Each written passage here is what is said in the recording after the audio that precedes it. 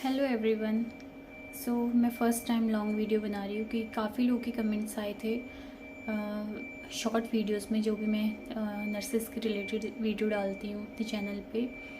Dubai nurse salary कितनी है, कितना एक्सपीरियंस चाहिए, क्या प्रोसेस है। तो काफ़ी लोग के कमेंट आए थे तो उनका रिप्लाई करना बहुत मुश्किल हो रहा था मेरे लिए। और इंस्टाग्राम पे भी काफ़ी मैसेजेस आए थे, उसमें तो मैं रिप्लाई कर रही हूँ।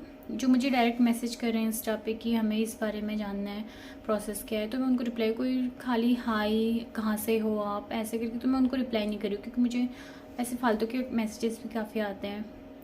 मैं कोशिश कर रही हूँ कि सबको रिप्लाई करूँ। तो मैंने आज सोचा कि मैं एक लॉन्ग वीडियो बनाती हूँ जिससे आपके जितने भी सारे डाउट्स हैं वो क्लियर हो जाएंगे। मैं आपके जितने भी कमेंट्स हैं उनका रिप्लाई भी करूँगी। पहले मैं कमेंट्स नहीं पढ़ती, पहले मैं आपको पूरा प्रोसेस बताती हूँ कि क्या प्रोसेस है दुबई आने का अगर आप एज ए नर्स जॉब करते हैं। और उससे पहले मैं आपका एक डाउट क्लियर कर देना चाहती हूँ। काफ़ी लोग सोचते हैं कि दुबई एक कंट्री है, ऐसा नहीं है। यूएई एक कंट्री है, जैसे इंडिया कंट्री है। जैसे मैं इंडिया में उत्तराखंड से हूँ, तो उत्तराखंड क्या स्टेट है, इंडिया के अंदर आता है पर एक स्टेट है। स्टेट वाइज उसको डिवीज़न किया गया है। वैसे ही यूएई को भी उसके भी एमिरेट्स हैं, उसमें 7 एमिरेट्स हैं, तो उसके अंदर दुबई आता है। दुबई एक कंट्री नहीं है, यूएई कंट्री है, उसके अंदर दुबई आता है।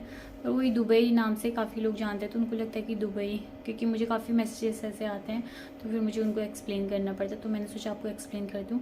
तो जो यूएई है वो उसमें 7 एमिरेट्स है। मैं आपको बता देती हूँ वो क्या क्या है। तो आबू धाबी है, दुबई है, शारजा, अजमान, अल क्वीन, रसल खेमा एंड फुजेरा। ये 7 एमिरेट्स हैं। तो उसमें उस यूएई के अंदर ही दुबई आता है। अब मैं बताती हूँ आपको प्रोसेस क्या है। तो अगर आप यूएई, पहले आपको डिसाइड करना है कि आप यूएई में कहाँ आना चाहते हैं। दुबई आना चाहते हैं, आबू धाबी आना चाहते हैं, शारजा आना चाहते हैं, फुजेरा किधर आना चाहते हैं, क्योंकि सभी जगह का जो लाइसेंस है वो अलग अलग है। जैसे कि मैं यूएई में, मैं अभी आबू धाबी में हूँ, मेरा लाइसेंस है हार्ट का, health authority of Abu Dhabi. अगर आप दुबई में जॉब करते हैं तो आपका लाइसेंस होगा डीएचए का, दुबई हेल्थ अथॉरिटी। अगर आप शारजाह में जॉब करते हैं तो उसका लाइसेंस है एमओएच का। तो ऐसे लाइसेंस अलग अलग हैं। तो पहले आपको डिसाइड करना पड़ेगा कि आप कौन से एमिरेट्स में आना चाहते हैं यूएई के अंदर। फिर तो मैं आपको दुबई और आबू धाबी का दोनों का प्रोसेस बताती हूँ कि क्या है। अगर आप दुबई में आना चाहते हैं तो अगर आपने बीएससी नर्सिंग किया है, जेएनएम किया है, एक्सपीरियंस तो होना ज़रूरी है। एक्सपीरियंस फ्रेशर को भी लेते हैं, पहले नहीं ले रहे थे, अब लेते हैं। पर अगर आप इंटरव्यू देते हैं तो वो लोग आपसे ज़रूर पूछते हैं कि आपके पास कितने साल का एक्सपीरियंस है, कौन से वार्ड का या ईआर का, कौन से आईसीयू का एक्सपीरियंस है करके। तो बेटर है कि आप 2 साल इंडिया में या जिस भी कंट्री से आप आ रहे हैं वहाँ जॉब कर लें, तो वो आपके लिए ज़्यादा सही होगा। हाँ, फ्रेशर ना आए, मैं ये आपको रिकमेंड करूँगी। एक्सपीरियंस ज़रूरी है दुबई के लिए, और एक्सपीरियंस दोनों के लिए ज़रूरी है। दुबई आबू धाबी कहीं भी आप जाओ तो एक्सपीरियंस तो वो मांगते ही हैं। तो मैं बता दूँ, आप अगर आप दुबई के लिए ट्राई कर रहे हैं तो दुबई के लिए आपको डाटा फ्लो करना पड़ेगा, या एग्ज़ाम भी पहले दे सकते हैं आप। इसमें कोई चॉइस नहीं कि आपको पहले डाटा फ्लो करना है या एग्ज़ाम पहले देना है, जो आपका मन हो आप पहले कर सकते हैं। डाटा फ्लो में क्या होता है, डॉक्यूमेंट वेरिफिकेशन, जितने भी आपके डॉक्यूमेंट्स होते हैं उनका वेरिफिकेशन किया जाता है, ये एजेंसी के थ्रू होता है। तो मैं जिस एजेंसी ने मेरा किया था, मैं उसका नंबर आपको मैं अपने डिस्क्रिप्शन में लिख दूँगी नंबर। आप उनसे कांटेक्ट कर सकते हो, उनसे बात कर सकते हो। फ़ीस वगैरह मुझे नहीं पता, मेरे को तो 2 ईयर्स कंप्लीट हो चुके हैं। I don't have any idea now days how much देना उनसे। मैं नंबर डिस्क्रिप्शन में दे दूँगी। अगर आपने डाटा फ्लो कर दिया तो उसके बाद आप डीएचए का एग्ज़ाम दे सकते हैं। एग्ज़ाम की प्रिपरेशन मैंने तो ऑनलाइन कोचिंग ली थी। मैं इधर आ गई थी क्योंकि मेरे हस्बैंड इधर थे, तो मैंने इधर से ही ऑनलाइन कोचिंग ली थी। केरला के हैं वो, जॉमन्स एकेडमी करके उनका चैनल है, यूट्यूब पे भी है शायद। यूट्यूब पे मुझे इतना आइडिया नहीं है, पर इंस्टाग्राम पे उनका पेज है जॉमन्स एकेडमी। आप उसको सर्च करके उनसे बात कर सकते हैं, तो आप ऑनलाइन कोचिंग कर सकते हैं। मैंने वहीं से कोचिंग की थी, तो फिर मेरा एग्ज़ाम क्लियर हो गया था। डाटा फ्लो के लिए आपको क्या क्या डॉक्यूमेंट्स चाहिए मैं बताती हूँ। आपके पास डिग्री डिप्लोमा जो भी है वो, उसके बाद आपको गुड स्टैंडिंग सर्टिफिकेट चाहिए होगा। गुड स्टैंडिंग सर्टिफिकेट क्या होता है, मैंने भी तब फर्स्ट टाइम सुना था। ये सर्टिफिकेट आपको आपके यूनिवर्सिटी से मिलता है, जहाँ से आपको रजिस्ट्रेशन मिलता है वहाँ से मिलता है। आपको ऑनलाइन अप्लाई करना पड़ता है या फिर आप वहाँ जाके उनसे पूछ सकते हैं कि हमें कैसे मिल सकता है। और ये सर्टिफिकेट बस 6 मंथ तक वैलिड रहता है। तो आपको जब आप ये सर्टिफिकेट के लिए आप अप्लाई करेंगे, जब ये सर्टिफिकेट आपको मिल जाएगा, मिलने के बाद से बस 6 महीने के लिए वैलिड रहता है। तो उस बीच में आपको जॉब ढूंढनी है उस 6 महीने के बीच में, वरना वो एक्सपायर हो जाएगा। फिर आपको दोबारा और अप्लाई करना पड़ेगा, क्योंकि गुड स्टैंडिंग सर्टिफिकेट जब आप जॉब के लिए जाओगे तो हॉस्पिटल वाले भी मांगते हैं। तो आप उसी प्रोसेस में करना गुड स्टैंडिंग सर्टिफिकेट। जैसे आपका डाटा फ्लो आप सोचोगे कि मुझे स्टार्ट करना है, तो उस टाइम पे आप इसको प्रोसेस कर सकते हैं। तो जब वो आएगा तो आप अपना डाटा फ्लो स्टार्ट कर सकते हैं। तो डाटा फ्लो हो गया उसके या गुड स्टैंडिंग सर्टिफिकेट, आपकी डिग्री, डिप्लोमा, 10-12 जितना भी होता है वो, और BLS। अगर ACLS भी करें तो ज़्यादा बेटर है, क्योंकि यहाँ के आपको ACLS करना पड़ेगा। तो अगर इंडिया या जहाँ से आप आ रहे हैं वहाँ से अगर आप ACLS भी कर लें तो बेटर है। तो BLS, ACLS, पासपोर्ट होना चाहिए, फ़ोटोज़ होनी चाहिए, और ट्रांसक्रिप्ट सर्टिफिकेट ये भी आपको आपके कॉलेज से मिलेगा, जहाँ से आपने कोर्स किया होगा उधर से मिलेगा। तो ये डॉक्यूमेंट्स चाहिए डाटा फ्लो के लिए। तो अब फिर आप DHA का एग्ज़ाम दे सकते हैं, या एग्ज़ाम आप पहले भी दे सकते हैं। मैंने आपको बता दिया, इसमें कुछ ऐसा नहीं है आपको क्या पहले करना है, ऐसा कुछ नहीं है, आप कुछ भी पहले कर सकते हैं। तो मैंने बता दिया प्रिपरेशन भी आपको कहाँ से करनी है, डाटा फ्लो आपको कौन सी एजेंसी से करना है मैंने आपको बता दिया, वरना आप खुद भी एजेंसी ढूंढ सकते हैं। बाकी ये सब दोनों प्रोसेस होनी, आपने एग्ज़ाम भी क्लियर कर लिया, आपका डाटा फ्लो भी हो गया, उसके बाद आपको जॉब कैसे ढूंढनी है। तो 2 ऐप हैं, इंडियन करके और एक लिंक्डइन करके ऐप है। मैं इनका नाम अपने डिस्क्रिप्शन में लिख दूँगी, तो आप वो ऐप डाउनलोड कर लेना, उस पर अपनी प्रोफाइल बनाना। आप जितने भी UAE में हॉस्पिटल्स हैं, या अगर दुबई में आप आना चाहते, दुबई के जितने हॉस्पिटल्स, क्लिनिक्स हैं, जितने HR हैं, उनको फॉलो करना। तो जब भी वैकेंसी आती है तो इन दोनों ऐप में वो पोस्ट करते हैं, तो आपको इससे आइडिया आ जाएगा कि वैकेंसी आए तो आप फिर अप्लाई कर सकते हैं। तो एक तो ये मेथड है आपको जॉब सर्च करने का। दूसरा, काफ़ी लोग मुझसे पूछते हैं एजेंसी के थ्रू आ सकते हैं क्या। इसकी मैं गारंटी नहीं ले सकती, क्योंकि आपको पता है काफ़ी एजेंसीज फेक होती हैं, वो पैसे ले लेते हैं फिर जॉब नहीं दिलाती हैं। क्योंकि मैं तो एजेंसी के थ्रू नहीं आती, तो मैं भी आपको नहीं बोलूँगी कि आप एजेंसी के थ्रू आओ। इससे अच्छा आप खुद सर्च करो इंडिया से, क्योंकि रिसेंटली मेरे एक जूनियर आया, उसने इंडिया से सर्च किया था तो उसको मिल गया था। तो अभी उसने ज्वाइन किया है इधर ही अबू धाबी में। सो जॉब एक तो ये तरीका है आपका। फिर अगर आपके पास काफ़ी ज़्यादा पैसे हैं तो आप यहाँ के भी विज़िट वीज़ा में आप आ सकते हैं, इधर यहाँ के भी आप जॉब ढूंढ सकते हैं। 2 महीने का या कितने महीने का विज़िट वीज़ा आके आप यहाँ जॉब ढूंढ सकते हैं। एक तो ये तरीका है। बाकी तीसरा तरीका एजेंसी है। बस ये इस तरीके से आप जॉब ढूंढ सकते हैं।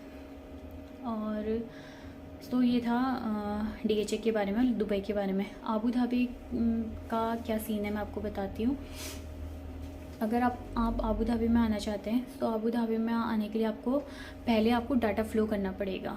इसमें ये है कि आप पहले एग्ज़ाम नहीं दे सकते, पहले आपको डाटा फ्लो करना पड़ेगा। जब डाटा फ्लो की रिपोर्ट आ जाएगी, डॉक्यूमेंट सेम ही चाहिए होते हैं। जब डाटा फ्लो की रिपोर्ट आ जाएगी उसके बाद आप एग्ज़ाम बुक करके एग्ज़ाम दे सकते हैं। हार्ट का एग्ज़ाम, अबू धाबी के लिए हार्ट का एग्ज़ाम होता है, आप वो दे सकते हैं। तो जो एग्ज़ाम होता है CBT बेस्ड होता है ये एग्ज़ाम, और सिनेरियो वाइज क्वेश्चन आते हैं। कुछ क्वेश्चन टफ भी होते हैं, कुछ इजी भी होते हैं। तो बेटर है कि आप एक बार कोचिंग ले लें तो आपको आइडिया आ जाएगा। बाकी अब मैं बताती हूँ JNM और BSc नर्सिंग, MSc नर्सिंग में क्या डिफरेंस है अगर वो यहाँ आके जॉब करते हैं तो, क्योंकि ये भी काफ़ी लोग का क्वेश्चन था। तो अगर आप एज ए JNM यहाँ आ रहे हैं तो आप एज अ PN नर्स करेंगे, PN नर्स जॉब करेंगे। और JNM और BSc नर्सिंग में सैलरी का भी काफ़ी डिफरेंस है। JNM की सैलरी कम होती है, BSc नर्सिंग की सैलरी उनसे ज़्यादा होती है। और जो BSc नर्सिंग या MSc नर्सिंग होते हैं वो एज अ RN यहाँ जॉब करते हैं, और JNM जो होते हैं एज ए PN जॉब करते हैं।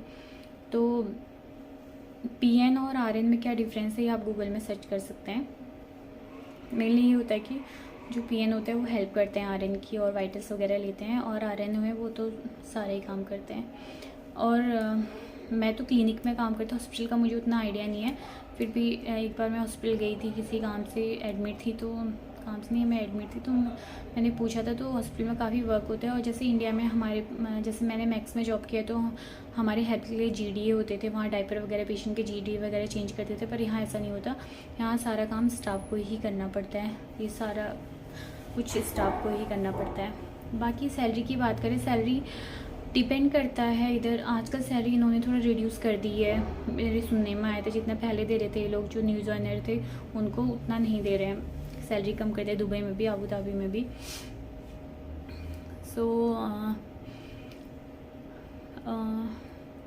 यहाँ हॉस्पिटल की सैलरी अलग है, इधर क्लिनिक की सैलरी अलग है, होम केयर की सैलरी अलग है, ड्यूटी आवर्स भी अलग अलग हैं। जैसे मैं क्लिनिक में जॉब करती हूँ तो हमारे क्लिनिक नाइट टाइम पे ओपन नहीं रहता, तो हमारी यहाँ मॉर्निंग 6:30 to 6:30 ड्यूटी होती है। उसमें एक स्टाफ की ड्यूटी 9:30 होती है, सैटरडे संडे ऑफ मिलता है।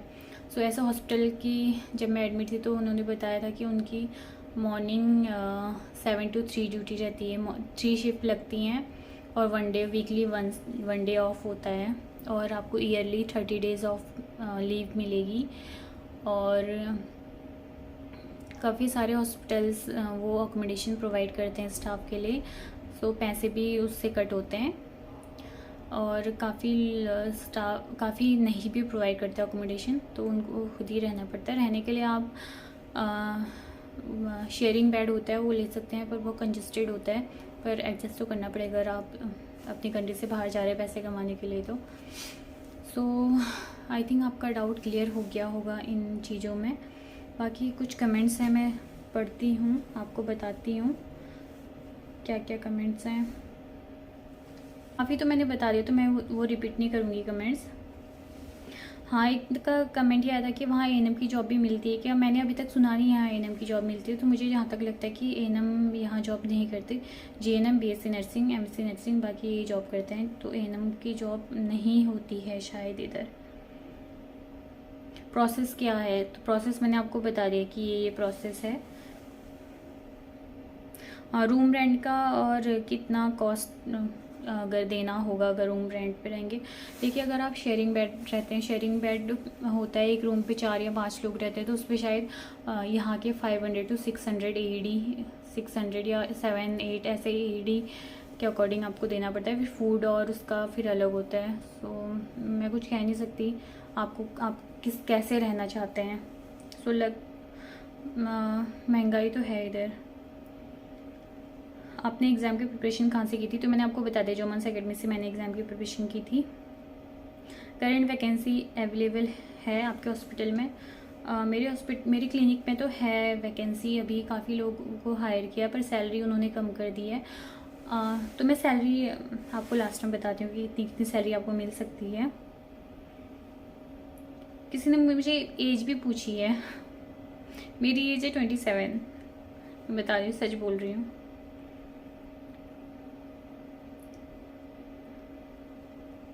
हाँ, ज़्यादातर लोगों का सैलरी का ही है और एक्सपीरियंस का है।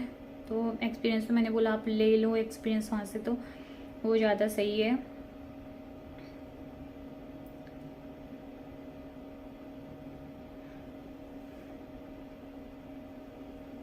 बाकी सेम ही क्वेश्चंस हैं, तो मैं आपको सैलरी बताती हूँ। देखो, अभी मैं अबू धाबी में हूँ, तो अभी रिसेंट में जो सैलरी हमारे क्लिनिक में मिल रही है वो मिल रही है, जो न्यू जॉइनर्स हैं उनको 5000 to 5,500 AED। सो आप AED को आप कैलकुलेट कर सकते हैं इंडियन रुपीज़ में कितनी मिल रही है। आई थिंक दुबई की भी इतनी ही होगी। ये है RN की सैलरी। तो PN की सैलरी इससे भी कम, PN की सैलरी आई थिंक 3000 4000 ऐसे ही होगी।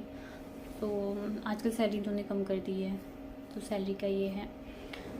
सो आज की वीडियो में बस इतना ही। आपका कुछ डाउट हो तो आप मुझे कमेंट कर सकते हो, मैं नेक्स्ट दूसरी वीडियो बनाऊंगी उन डाउट्स को लेके।